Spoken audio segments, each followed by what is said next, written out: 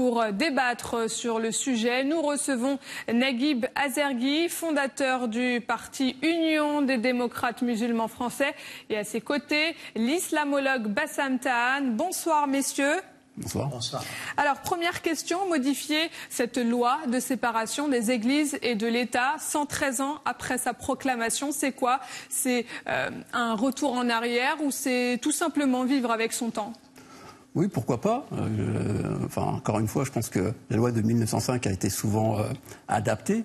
Ça ne veut pas dire faire un RAZ ou revenir en arrière. Tout dépend effectivement de ce qu'on entend. Et pour l'instant, c'est encore, les lignes ne sont pas clairement pas claires. Et donc, ça amène beaucoup d'interprétations. Mais en tous les cas, on parle régulièrement, et là avec notre président qui parle de réformer l'islam de France. On se pose de vraies questions là-dessus. C'est qu'est-ce qu'on entend derrière cette réforme de l'islam? Pourquoi on voudrait réformer d'abord l'islam de France? Et est-ce que finalement le fait de vouloir lutter contre le terrorisme, la montée de la radicalisation, pourquoi faire un amalgame avec l'islam de France? C'est très dangereux. Et donc là, effectivement, ça pose plusieurs questions. Bassam Tahan, est-ce qu'il vous semble légitime de modifier cette loi de 1905 ou est-ce que c'est un pilier de la laïcité en France auquel il ne faut pas toucher? Moi, je vous dirais, je suis contre la modification, tout simplement. Il ne faut pas que l'État français se mêle de religion. La séparation de la religion et de l'État est un fondement de notre République française et de notre démocratie. Donc, l'amender, tout ça, moi, je ne fais pas confiance. Il ne faut pas s'immiscer dans les histoires des musulmans. Les musulmans sont assez adultes, assez matures pour s'organiser en France. De là à... il faut arriver à exclure toute intervention étrangère. Le Qatar n'a pas à payer pour les banlieues, pas pour la construction des mosquées d'ailleurs. On se demande, il paye pourquoi? Donc ça met en cause la souveraineté de l'État français. Alors pour la réforme, permettez-moi, là, moi je soutiens l'arabisation, c'est-à-dire si l'arabisation a aidé à l'islamisation en Algérie ou ailleurs, c'est pas le cas en France. Parce que si l'État laïque n'enseigne pas dans ces établissements laïques l'arabe, ces gens vont apprendre l'arabe où? Dans des associations sur lesquelles on n'a aucun droit de contrôle. Et ça vous forme quoi? Souvent, je l'ai dit en 1989 dans le journal Le Monde, ça formera des poseurs de bombes. On est traversé par une propagande incroyable des wahhabites d'Arabie Saoudite et des frères musulmans de manière générale, avant que le Qatar ne s'y lance. Vous voyez? Donc, laïcité. Maintenant, mon ami a fondé un parti, ben c'est très bien, c'est dans le cadre républicain, puis il faut que le ministère de l'Intérieur arrête de n'avoir d'interlocuteurs que des hommes de religion, Il y a des musulmans ou des pas musulmans, des non-musulmans, et qui peuvent parler de réforme de l'islam. Naguib Azergui, donc au cœur des préoccupations du gouvernement, on l'a dit, il y a le financement du culte musulman français par des puissances étrangères. Mais que craint exactement le gouvernement ? Là, il y a également un vrai trouble, parce que quand on parle de l'influence des pays étrangers, dans lesquels effectivement déjà la France fait du commerce, travaille avec ces pays-là. Donc il n'y a pas comme comme Trump a fait des pays qui sont blacklistés en France, d'après ce que j'ai cru comprendre. Donc le fait de dire que il y a certains États, y compris par exemple le Qatar ou l'Arabie Saoudite, qui auraient une influence très négative en France, dans ces cas-là, on fait effectivement déjà on arrête avec les relations diplomatiques. Mais l'argent financé finalement par ces pays-là, ça représente quoi en France? Je pense qu'il y a une dizaine de mosquées qui sont financées par des pays étrangers. Donc l'ensemble, donc la grande majorité des mosquées en France sont financées par les fidèles, donc par des citoyens de confession musulmane en France. Bassam Tahan, pourquoi légiférer pour financer un islam de France? Pourquoi c'est pas le cas pour les autres religions?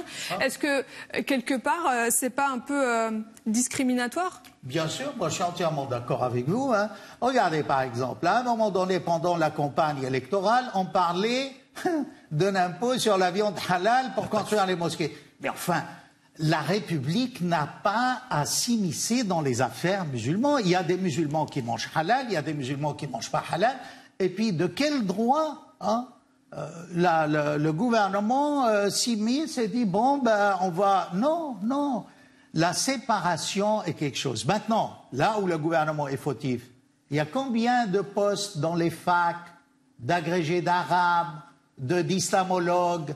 On n'en a plus. À l'époque coloniale, il y avait de grands islamologues, Laoust, Pella, enfin, la liste est trop longue pour la citer.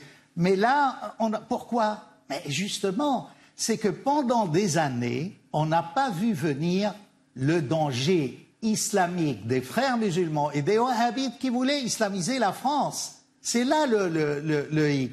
Et là, je crois que le gouvernement est mal conseillé. Quand vous écoutez un sondage, une enquête, et la question essentielle, est-ce qu'une femme musulmane accepte de se marier avec un non-musulman, n'est même pas posée pour vous dire, conclure après, que vous voyez, l'islam est compatible avec la République. Non, c'est du n'importe quoi. Et quand on sait que ces rapports ont l'oreille de l'Élysée, non, c'est ridicule, franchement. Il faut s'adresser à des spécialistes, à de vrais islamologues, et non pas à des charlatans qui passent d'un plateau à l'autre et parlent d'islam.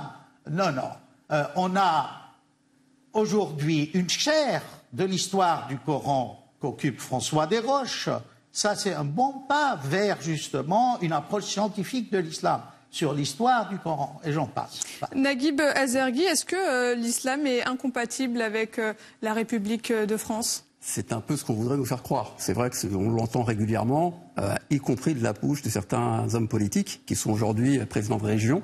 Donc c'est plutôt assez grave et inquiétant, d'où l'intérêt d'avoir fondé un parti qui s'appelle l'Union des démocrates musulmans français, pour montrer que tout simplement le fait d'être musulman, citoyen à part entière, avant tout, et non pas citoyen à part, le fait d'être démocrate, laïque, eh ben c'est pas antinomique. Mais je pense que finalement ce discours de vérité qui fait partie finalement de la réalité de la société française, bah aujourd'hui c'est un peu aux citoyens de confession musulmane, dont je fais partie, de pouvoir un peu véhiculer cette image-là, de casser un peu cette image préconçue, préfabriquée, et qu'on essaye d'entretenir finalement au fil du temps. C'est compliqué aujourd'hui d'être un citoyen musulman en France ? C'est devenu beaucoup plus compliqué, on le voit, parce que régulièrement, malheureusement, nous avons affaire à des lois liberticides, clairement, qui sont des lois liberticides et qui atteignent directement aux droits fondamentaux les plus chers, les plus sacrés. Je pense qu'à partir du moment où on parle du vivre ensemble, le fait d'exclure des individus, des femmes par exemple, des mamans pour des sorties scolaires, on n'est plus dans ce qu'on appelle le vivre ensemble. On est effectivement dans un choix communautaire et on oblige quelque part les personnes à se communautariser. Vous avez parlé de la langue arabe, et effectivement c'est une réalité. La langue arabe aujourd'hui est devenue une langue qui est bannie du secondaire, et donc force est de constater que les personnes qui ont envie de pratiquer cette langue-là vont se retourner vers des institutions communautaires, donc musulmanes. Et c'est pareil et par rapport aux jeunes filles qui veulent porter le voile. À partir du moment où l'école de la République leur est refusée, eh bien, il ne faut pas s'étonner justement qu'on va créer justement le terrain pour créer ce communautarisme. Et ensuite, on va le dénoncer. Ouais, je suis entièrement d'accord, mais je voudrais revenir sur l'aspect de la compatibilité ou l'incompatibilité de l'islam avec la République. Il faut voir qu'il y a plusieurs islams. Il ne faut pas s'en cacher. Il y a ce qui est admis aujourd'hui, par exemple, dans la majorité des pays musulmans, c'est la polygamie. Or, la polygamie, elle est incompatible avec les lois de la République. Par contre, on a des pays qui ont voté pour la monogamie. La Tunisie, par exemple, et même au niveau théologique et de la jurisprudence, on peut interpréter le Coran dans le sens de la monogamie, également. Vous voyez ? Donc, ce qu'on attend, le nouvel islam, il va naître dans nos universités françaises. Il ne va pas naître dans les universités d'Arabie Saoudite. Il faut de nouveaux théologiens. On a là une atmosphère libre pour réfléchir, des instruments de pensée, parce que chaque fois que dans le monde arabe il y a un réformateur, soit il est assassiné, soit il est exclu. En fait, Faraj Fawda, par exemple, en Égypte, il a été tué par les frères musulmans. Non, il faut pas... En fait, ce que vous dites, c'est que s'il y a autant d'a priori de méfiance autour de l'islam, c'est parce qu'il y a une méconnaissance de la religion ? Il y a une méconnaissance déjà par les musulmans eux-mêmes de France. Vous voyez ? Et ça dépend. Tous les musulmans de France, il faut voir le problème des migrations. ne sont pas des gens qui ont étudié l'islam. Vous voyez, il y a là un vide. Et il faut que de cette société musulmane de France, il y ait des gens spécialistes et qui ne soient pas des gens importés des pays arabes. Les pays arabes eux-mêmes ont un islam en souffrance. Je vous vois sourire, Naguib Azergui, vous n'êtes pas d'accord? Non, mais juste pour resituer un peu les choses, parce que on est en France, donc il faut parler d'une réalité française. Et l'ensemble, enfin la majorité des citoyens de confession musulmane ne sont pas polygames. Donc il y a effectivement des amalgames qu'on va souvent nous ressortir. Et lorsqu'on n'arrive pas à les placer sur le contexte français, on va nous parler, par exemple, de ce qui se passe dans certains pays étrangers. Moi personnellement, je ne me sens pas représentatif de ce qui se passe, par exemple, dans certains pays comme l'Arabie Saoudite ou autre. Mon pays, c'est la France. Donc ce qui se passe en France, si on regarde bien et si on est objectif, encore une fois, si on a un regard objectif, les citoyens de confession musulmane sont parfaitement intégrés dans leur pays et il faudrait à présent que l'État, que le reste de la société puisse aussi les intégrer. Et c'est ça, je crois, le vrai discours qui nous attend, et de casser un peu les caricatures. Alors, il y a l'aspect effectivement dogmatique sur lequel on peut effectivement parler d'une certaine réforme à l'intérieur des universités islamiques. Bon, ça, c'est un autre chapitre. Mais ensuite, je parle du citoyen lambda, en tout cas en France. Et je pense que c'est là où il y a un trouble énorme qui se fait, y compris dans l'inconscient collectif, c'est qu'on mélange beaucoup de choses. On mélange ce qui se passe dans certains pays qui sont des dictatures en réalité, et on a le sentiment que finalement tout ça va arriver chez nous, alors que nous sommes avant tout, et il faut qu'en tout cas on soit perçus comme ça, comme des citoyens à part entière, et que nous faisons partie de cette histoire-là, et que ne serait-ce que là on vient de célébrer le centenaire de la Première Guerre mondiale, rappeler déjà l'apport positif justement de tous ces combattants qui sont venus sur les champs de bataille européens pour justement libérer notre pays.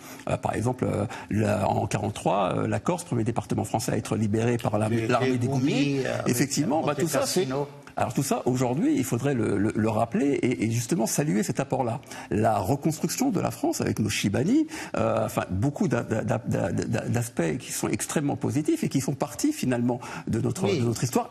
Également notre histoire contemporaine. Entièrement d'accord. J'ai toujours défendu ce point de vue dans mon enseignement, dans les grandes écoles et les grands lycées, vous pouvez. Mais revenons par exemple à un problème, le voile. En islam aussi, il y a des écoles qui disent que le voile n'est pas obligatoire. Or, comment expliquez-vous aujourd'hui cette recrudescence? C'est un combat identitaire où le voile devient symbole de l'islam, alors que, en fouillant bien, le voile ne devrait pas avoir... Pour moi, c'est un grand problème. Cette histoire de femmes voilées en France... Ça ne devrait pas être un problème dans un état de droit où, en théorie, et on le sait, la femme est libre de pratiquer, de s'habiller comme elle l'entend. On est bien d'accord. Ces dernières années, en tout cas l'année dernière, moi j'ai été bien surpris de voir par exemple une chanteuse qui participait à un télécrochet, qui portait le... D'origine syrienne, j'ai suivi. Voilà, tout à fait, qui portait le turban, et on nous a expliqué qu'elle faisait de l'islam politique. Beaucoup plus tard, on a vu cette présidente de l'UNEF, association étudiante, qui répondait principalement à des journalistes sur M6. Et effectivement, il y a eu une attaque. Il n'y a pas que le voile. Dans ce cas que vous citez, il y a un tweet. C'est qu'elle a tweeté sur un attentat. Voyez-vous, c'est pas tout à fait. Je pense qu'avant de faire ce travail, si vous voulez, de recherche sur ce qu'elle aurait pu dire et pas dire, avant tout, ce qui a déclenché un petit peu ces hostilités, c'est effectivement le fait qu'elle porte le voile. Oui. Alors, rapidement, pour revenir sur la modification de la loi 1905, rapidement pour conclure, votre opinion finale? Non, alors effectivement, c'est ce que j'avais dit en préambule, c'est qu'effectivement la loi de 1905 a été relativement adaptée au fur et à mesure, en tout cas ces dernières années. Donc en soi... Là où effectivement il faut faire vraiment attention, c'est sur les dérives. Et les dérives qu'on a citées, effectivement, on cache derrière cette loi de 1905 un aspect sécuritaire, puisqu'on a interdit récemment le port du voile dans les établissements, sur d'autres aspects, sous couvert effectivement de l'ordre public, ce qui n'a rien à voir finalement avec l'esprit de la loi de 1905. Moi, je suis un laïc, je le resterai toujours. La laïcité dans le monde arabe est née avec Michel Aflaq. Il était l'élève d'Emmanuel Mounier. Le seul pays dans le monde arabe, avec la Tunisie, qui a lancé cette laïcité, c'est la Syrie. C'est pour cela qu'elle a été détruite, justement, par les islamistes. la Syrie, il n'y a pas de religion d'État, hein, voyez-vous. Et j'espère que s'il y a amendement, on ne touche pas à la laïcité. Il faut qu'il y ait une séparation des pouvoirs. Et moi, je fais confiance aux musulmans de France. Ils vont se structurer petit à petit. Il y aura des intellos progressistes qui diront que le voile n'est pas une obligation et tout sera très très bien pour tout le monde. Eh bien, ça sera le mot de la fin. Bassam Tan, merci d'avoir répondu à nos questions. Je rappelle que vous êtes islamophobe et vous, islamophobe, islamologue. Islamologue, excusez-moi. Et vous, Naguib Azergui, fondateur du parti Union des démocrates musulmans français. Merci beaucoup.